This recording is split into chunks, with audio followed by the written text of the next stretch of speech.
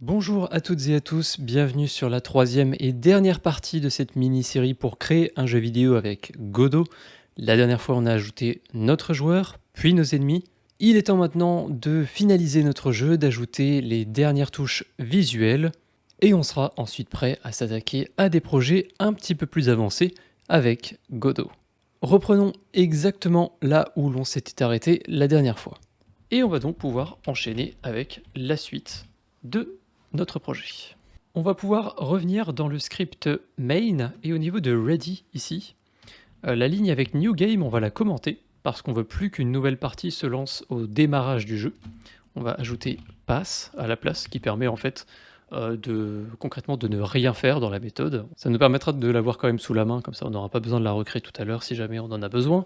Et la raison pour laquelle on fait ça, c'est qu'on veut plus démarrer une nouvelle partie au lancement du jeu, c'est que nous on va ajouter un menu sur lequel il faudra appuyer sur le bouton Start pour démarrer une nouvelle partie. Pour ajouter tout le UI nécessaire à notre jeu, on va aller faire ça dans une nouvelle scène. Donc scène, nouvelle scène. On va aller ajouter un nœud de type Canvas Layer. On va l'appeler HUD pour Heads Up Display. Ce sont les informations qu'on va faire apparaître par-dessus la fenêtre de jeu.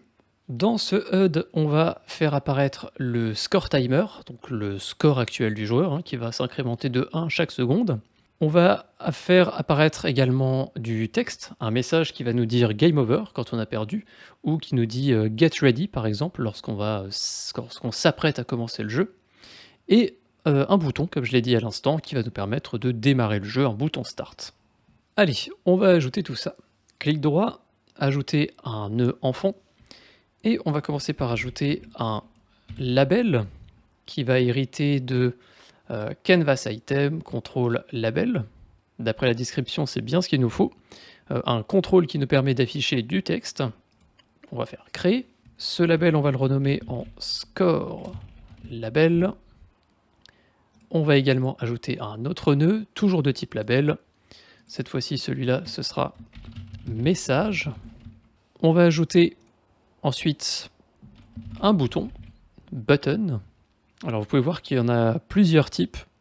Check button, color picked, menu button, etc. Nous, on va prendre juste button, le plus général possible, qu'on va appeler start button. Et on va ajouter un dernier élément qui sera un qu'on connaît déjà, timer, et qu'on va renommer en message timer. Au niveau de notre script main, faites bien fichier enregistrer et ensuite on va passer en mode 2D pour voir tout ça. On va sélectionner notre score label et sur la droite dans l'inspecteur, on va pouvoir taper du texte. Par exemple, je peux dire que si j'ai tenu 24 secondes, eh bien le score ce sera 24. Et on peut voir apparaître ça directement ici dans l'espace 2D. Étant donné qu'on est dans un jeu un petit peu en pixel art, eh bien je vous ai ajouté parmi les assets du jeu une police d'écriture qui sera peut-être un petit peu plus adaptée. On va pouvoir se rendre dans Theme Overrides, puis Fonts. On va ensuite pouvoir utiliser la petite flèche, faire charger. Et dans notre dossier project, Fonts, on retrouve Pixeled, qui est donc cette fameuse police d'écriture, et qui, comme vous pouvez le voir, sera un petit peu différente visuellement. Si vous préférez celle par défaut, vous pouvez tout à fait laisser celle par défaut, ça ne posera aucun problème. En revanche, au niveau de font size, il va falloir qu'on augmente un petit peu. Par défaut, on est à 1 pixel. Donc là, on va pouvoir augmenter. Si je mets à 60 par exemple, ce sera déjà beaucoup mieux. On va beaucoup mieux voir. Un petit peu plus, 64 peut-être. Et on va ensuite faire la même chose pour message, qui sera un message texte, et pour lequel on a envie d'utiliser la même police d'écriture et à peu près la même taille de police. Donc pareil, on va le sélectionner, message. Au niveau de Theme Override, Font, on va choisir celle qu'on a importée. Alors elle est dans Fonts, Pixeled. Et au niveau de Font Size, pareil, on va mettre 64. Et ici, on peut mettre juste test 1, 2, 3. Et pour le bouton, ça va être pareil. Start Button, on le sélectionne. Theme Override, Font. On va charger notre font et Font Size. Je vais mettre également à 64 par défaut. Et on modifiera si c'est nécessaire. Et ici, je vais juste mettre button au niveau du texte. On va maintenant aller placer tous ces éléments au bon endroit dans la fenêtre. Donc le bouton par exemple, je vais simplement pouvoir faire un glisser-déposer comme vous pouvez le voir, hein. Je maintiens le clic gauche et je déplace mon élément. Si vous voulez faire un placement précis, vous pouvez utiliser ce qu'on a ici, les pré-réglages d'ancrage. Par exemple, si je veux le placer tout en bas au centre, je peux sélectionner ça. Centrer en bas, double-cliquer dessus et ensuite ça va bien placer l'élément. Le message, je vais le sélectionner et au niveau de l'ancrage, je vais le mettre vraiment au centre de l'écran. Et pour le score label, pareil, celui-là, je vais par contre le placer tout en haut. Le score par défaut, je vais le mettre à 0. Je vais changer l'alignement horizontal en center pour que le score soit toujours bien centré. Au niveau du vertical alignment, alors je vais le mettre au center, mais ça ne va pas changer grand-chose. Au niveau du message, vous allez pouvoir définir un message d'accueil, donc là ça va surtout être l'objectif pour moi. Donc je vais simplement dire dodge the enemies. Au niveau du horizontal alignment, pareil, je vais mettre center, vertical alignment center. Pour le autowrap mode, je vais mettre en word pour qu'il y ait un retour à la ligne si un mot est trop long pour être affiché dans la fenêtre. Ensuite, au niveau de la catégorie contrôle, layout, transform, size X, on va mettre à 480, qui est donc la largeur de notre fenêtre. Et je vais replacer bien ça au centre de l'écran. Je trouve que le texte est vraiment très grand, donc je vais aller diminuer un petit peu la taille que j'avais attribuée ici au niveau du font size. Donc j'avais mis 64. Peut-être qu'en diminuant un peu, on pourrait même tout afficher sur une seule ligne, si c'est pas trop grand. Bon, ça sera peut-être mieux quand même sur 2 lignes. Donc je vais mettre 50.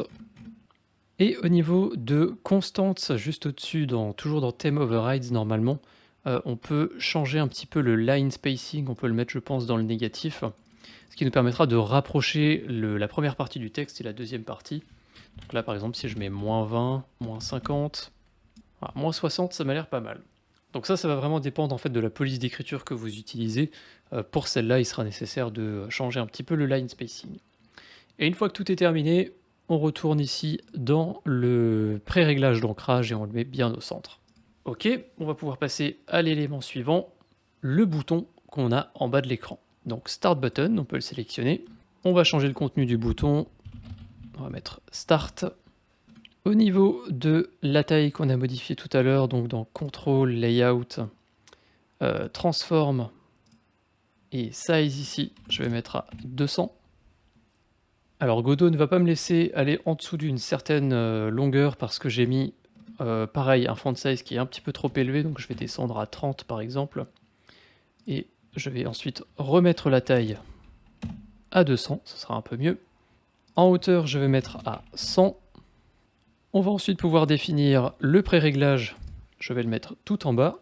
Et ensuite, si on veut le mettre un petit peu plus haut pour pas le coller au bord de l'écran, toujours au niveau de Control, Transform, Position, Y qu'on a ici, on va pouvoir augmenter ça un petit peu, ou diminuer ça plutôt, pour l'approcher un peu plus du centre, comme 540 par exemple, qui me correspond pas mal. Donc on a bien le score en haut, le texte au centre et le bouton Start juste en bas.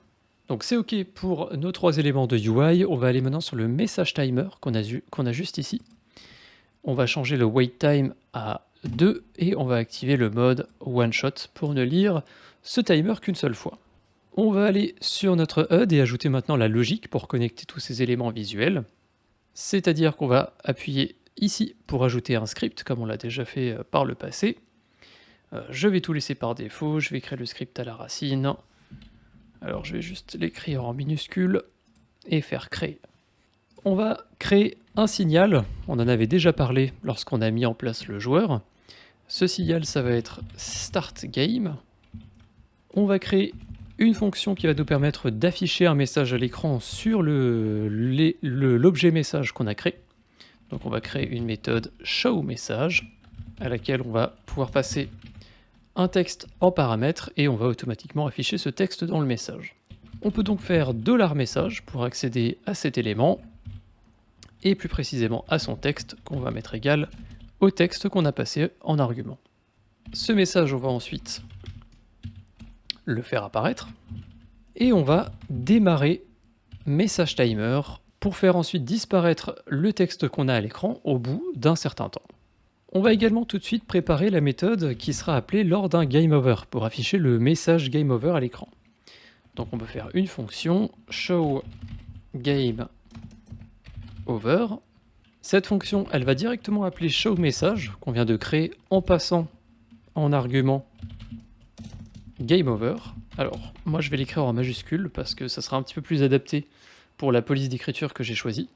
On va ensuite utiliser await qui va nous permettre d'attendre un certain temps. Et ce temps d'attente, ça va être celui qu'on a défini sur le timer. Puis, on va passer à l'exécution de la suite de la méthode. Le message, on va à nouveau changer son texte pour remettre le texte qu'on avait préparé par défaut. Donc c'est celui qu'on a actuellement, moi c'est dodge the enemies, donc je vais remettre le même, dodge enemies. Vous remarquerez qu'on n'appelle pas show message pour passer dodge the enemies, simplement parce que si on appelle show message, on va avoir le timer qui va démarrer, et ça, dans ce cas-là, on ne le veut pas. On peut ensuite faire un $message.show, et le bouton start, on va pas le faire apparaître tout de suite, on va faire un petit délai. On va créer en fait une sorte de transition entre le message de game over, le retour à l'écran titre et la possibilité de lancer une nouvelle partie. Donc on peut faire getTree, qui va en fait nous permettre de récupérer la hiérarchie de la scène et on va en fait créer une sorte d'élément temporaire. On va faire un timer temporaire. On va pas utiliser une node qu'on va créer spécialement pour l'occasion. On passe entre parenthèses le délai de ce timer, donc là ça sera 1 seconde. Et on va faire un point timeout. Et une fois qu'on aura attendu cette petite seconde, on va accéder au bouton start et on va le faire apparaître. Vous verrez que tout sera de toute façon plus clair lorsque le script sera terminé et qu'on ira tester ça ensemble. On a également créé une méthode tout à l'heure qui va contenir le score du joueur, il faut aussi qu'on l'affiche à l'écran. Pour ça, on va créer une fonction dédiée, update score, on va passer score en paramètre et on va dire que score label.text serait égal à str score. str qui permet en fait de transformer ce qu'on a passé ici en string, vu qu'effectivement on ne peut pas attribuer une variable de type nombre à du texte. Il faut qu'on fasse une conversion d'abord.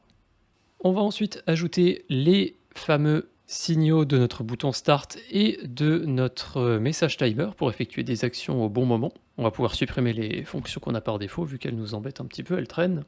Vous pouvez donc sélectionner dans un premier temps le bouton start, puis aller dans nœud, et ici on va retrouver prest, qui est un signal qui va être appelé au moment où on va appuyer sur un bouton. Donc on peut faire clic droit, connecter, connecter. Donc on start button pressed. Qu'est-ce qui se passe lorsqu'on appuie sur le bouton qui nous permet de démarrer le jeu? Eh bien, on va déjà faire disparaître le bouton start, vu qu'on a appuyé dessus, inutile de continuer de l'afficher à l'écran, il va nous embêter plus qu'autre chose. Et surtout, on va émettre l'événement start game, donc .emit. Et en ce qui concerne ensuite notre message timer qu'on peut sélectionner ici dans la scène, on va aller sur timeout, connecter, connecter. Et on va dire qu'une fois que ce timeout a été atteint, une fois que le timer est terminé, eh bien le message qu'on a à l'écran, on va le faire disparaître. Et je vais nettoyer un petit peu mon script. Voilà qui est fait. Allez, courage, on est presque au bout. C'est sûr que la création du HUD, c'est rarement le plus passionnant, mais c'est toujours nécessaire lorsqu'on crée un jeu.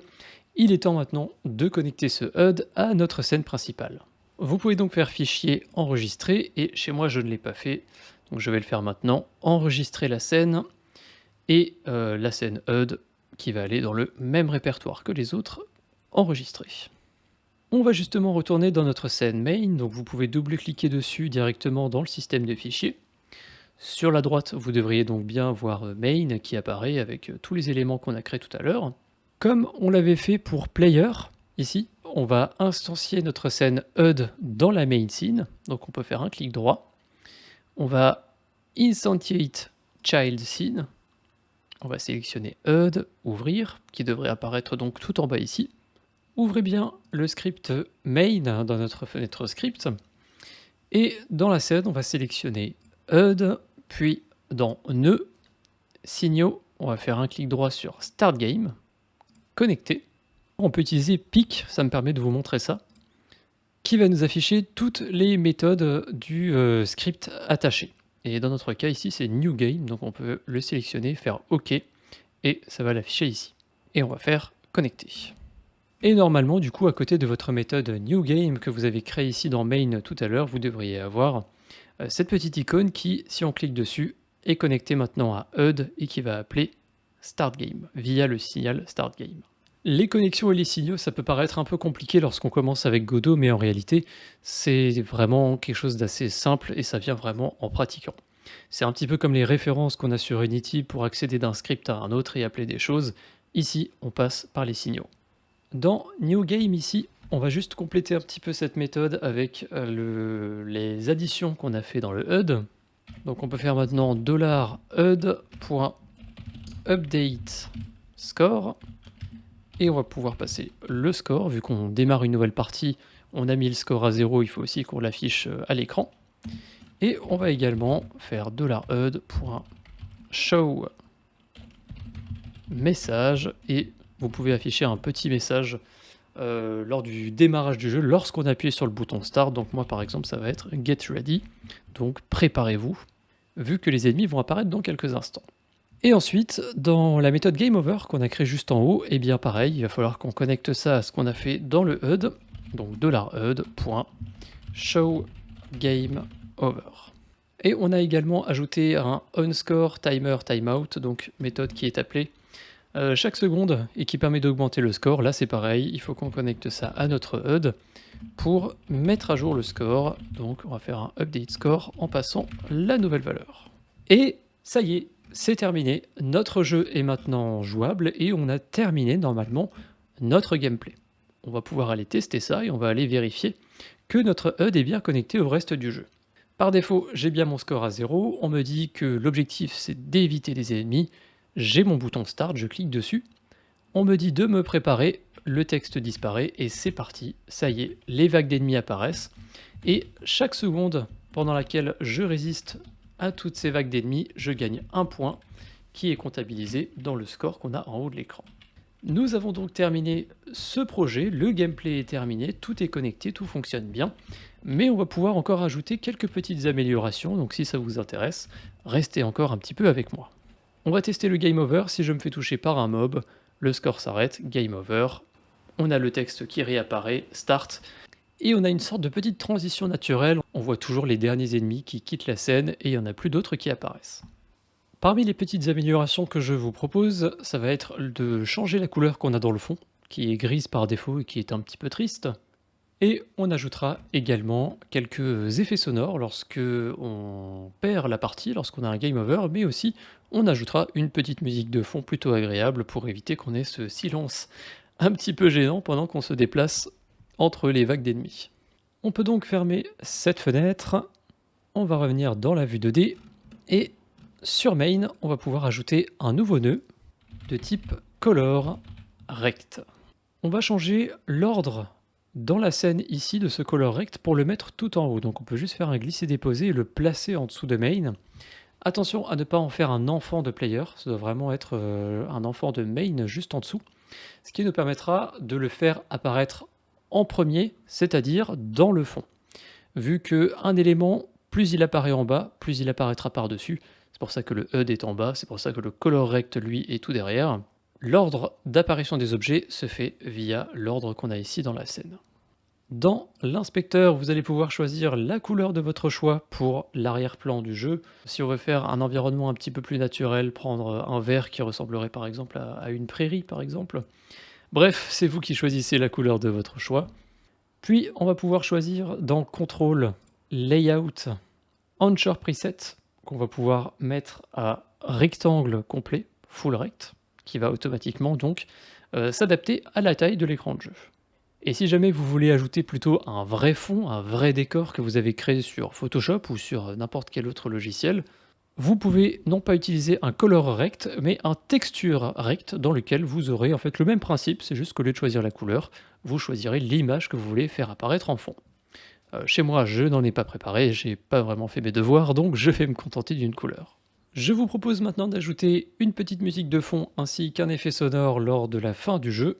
Pour ça, on va pouvoir ajouter à main un nouveau nœud enfant qui sera de type audio stream player.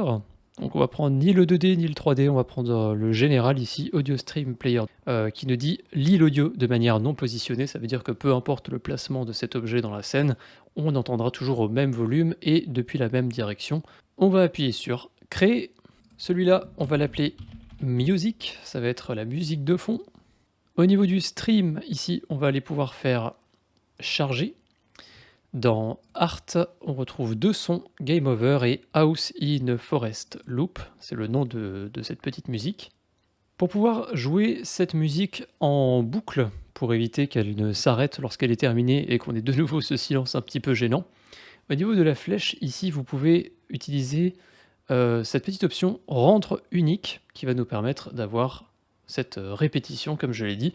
Mais pour ça, il y a encore une petite option à utiliser. Il faut recliquer sur le stream et vous avez loop ici que vous allez pouvoir ensuite activer. Il va encore falloir qu'on connecte cette musique à nos scripts pour pouvoir lancer la musique au lancement d'une partie et l'arrêter lorsqu'on a un game over. Et également, on a dit qu'on allait ajouter un son de game over, donc on va le faire tout de suite.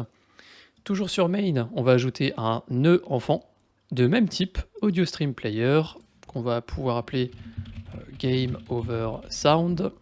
On va aller lui sélectionner dans Stream, charger Art Game Over. On n'a pas envie de jouer ce son en boucle, donc on va tout laisser par défaut. Et on va pouvoir retourner dans la vue Script, dans notre script main directement. Les deux fonctions Ready et Process, on va en profiter pour les enlever, on n'en aura pas besoin. Et au niveau de New Game ici, on va pouvoir faire $music.play. Et dans le game over, $music.stop. Et dans le game over, on va pouvoir ajouter la deuxième ligne avec le game over sound.play. Et on va pouvoir aller tester tout ça. Alors attention à vos tympans, la musique est peut-être un petit peu forte de base. De mon côté, j'ai pris mes précautions, j'ai baissé un petit peu le son du jeu directement dans Windows. Et si j'appuie sur Start, on a bien une petite musique qui se joue en fond. Et quand on se fait éliminer, on a bien le son de Game Over, donc c'est parfait. Je vous propose maintenant d'aller vraiment au bout de ce projet. Vu qu'on a terminé le développement, on va maintenant effectuer l'export du jeu pour pouvoir simplement l'exécuter et y jouer directement sans avoir à passer par l'éditeur. Pour ça, on va pouvoir se rendre dans Projet, puis Exporter. On va aller dans Pré-réglage ici, on va faire Ajouter. Vous voyez toutes les plateformes disponibles pour l'export de Godot, donc on peut faire des jeux pour Android, iOS, Linux, macOS, etc. De mon côté, je suis sous Windows, donc je vais exporter le jeu sous Windows. Je peux choisir donc Windows Desktop. De mon côté, c'est la toute première fois que j'effectue un export, donc vous pouvez voir qu'il y a un certain nombre de messages qui sont affichés. Ce sont des erreurs parce que Godot n'arrive pas à trouver certains des éléments nécessaires pour effectuer cet export. Donc c'est pas très grave, on va justement cliquer sur Gérer les modèles d'exportation. On m'indique ma version de Godot et on me dit également que les modèles d'exportation sont manquants et qu'il faut les télécharger ou les installer. On va faire en sorte que Godot s'occupe de tout ça tout seul, donc on va cliquer sur Télécharger et Installer. Le téléchargement va alors se lancer, on va attendre un petit peu. Le téléchargement vient de se terminer, cette fois-ci Godot indique que les modèles d'exportation sont installés et prêts à être utilisés, donc c'est parfait. On va pouvoir fermer cette fenêtre, on va revenir dans Projet, Exporter. Cette fois-ci, on n'a plus d'erreurs qui apparaissent. On va pouvoir cliquer sur Exporter le projet. Un explorateur va s'ouvrir directement à la racine du projet. Donc chez moi, je vais créer un nouveau dossier que je vais appeler Build, et c'est à l'intérieur que je vais enregistrer mon jeu. Vous pouvez changer le nom ici de l'exécutable, moi je vais laisser celui par défaut et enregistrer. Ça a été particulièrement rapide, j'ai directement une fenêtre qui me dit que l'exportation du projet pour la plateforme a été terminée avec des avertissements, mais ceux-là ne vont pas vraiment nous intéresser aujourd'hui. Le but, c'est uniquement de voir si l'export a bien fonctionné. Vous pouvez donc vous rendre à l'endroit où vous avez effectué le build. Chez moi, c'est directement donc à la racine du projet, dossier build. Et on retrouve ici un exécutable, mon premier jeu, que je vais pouvoir lancer. Et on peut tester directement. Notre jeu va bien fonctionner au format exécutable. Si vous souhaitez donc partager votre jeu sur internet, que ce soit sur des plateformes comme itch.io ou directement avec vos amis, vous avez juste à leur envoyer le .exe ainsi que le fichier .pck. Très important, c'est un petit peu l'équivalent du dossier data sur Unity, donc il faut bien laisser ces deux éléments toujours ensemble. En revanche, l'exécutable de la console, celui-là, vous n'avez pas besoin de l'envoyer. Il n'est pas nécessaire pour exécuter le jeu. À savoir que justement, dans la fenêtre d'export, vous pouvez ici au niveau de débogage mettre à No pour l'option Export Console Wrapper. On peut aller tester ça. Je vais supprimer tous les fichiers qui avaient été générés par le premier build. Je vais faire exporter le projet, enregistrer, OK. Et directement, comme vous pouvez le voir cette fois-ci, le fichier console n'a pas été généré. Nous avons donc atteint la fin de cette petite série. J'espère qu'elle vous a plu. J'espère que ce premier jeu que vous avez créé sur Godot vous a donné envie d'en voir plus. Moi, c'est un logiciel que j'ai découvert il y a quelques jours seulement et franchement, j'ai beaucoup accroché. Je trouve ça vraiment génial. J'ai encore un petit peu de mal forcément à retrouver certains éléments et certaines fonctionnalités dont j'avais l'habitude d'utiliser sur Unity. Mais ça, c'est quelque chose qui vient avec le temps et avec l'utilisation, donc c'est pas particulièrement choquant. Mais de ce que j'en ai vu, le logiciel est vraiment puissant. Il contient tout l'essentiel, tout ce dont on a besoin est dans Godot. Et franchement, eh bien, j'ai très hâte de le réutiliser et pourquoi pas de vous faire des vidéos sur ce logiciel, en plus de ceux que vous avez déjà vus sur la chaîne. Un petit rappel, si vous ne me connaissez pas et que vous avez suivi cette série entièrement, je pense que vous êtes déjà abonné, mais si ce n'est pas le cas, pensez à le faire. Sur cette chaîne Tuto Unity FR, je réalise de nombreuses vidéos sur le développement de jeux vidéo, comme vous l'avez vu sur Godot, mais évidemment sur Unity aussi. Je couvre aussi une partie de l'actualité Unity, je crée des tutoriels, des vidéos de level design, je fais bref un petit peu tout ce qui touche au développement de jeux vidéo. Donc vous retrouverez probablement votre compte sur cette chaîne, n'hésitez pas à y faire un tour. Si vous avez apprécié cette série, que vous appréciez mon travail en général et que vous avez l'envie et la possibilité de me soutenir financièrement, vous pouvez le faire sur Tipeee. Il y a un lien en description. C'est grâce aux dons que cette chaîne existe depuis presque 10 ans maintenant, et c'est grâce à ces dons qu'elle continuera d'exister avec le temps. Donc un très grand merci à tous ceux qui feront un tour sur cette plateforme, c'est grâce à vous que ces tutoriels existent, c'est grâce à vous que tout ça c'est disponible gratuitement sur YouTube, c'est très important pour moi que ça le reste. A très bientôt pour d'autres vidéos sur cette chaîne, sur Unity, sur Godot, sur peut-être encore d'autres moteurs, sur d'autres choses. C'est toujours un plaisir pour moi, c'était Zef, merci de m'avoir suivi et à très bientôt. Salut.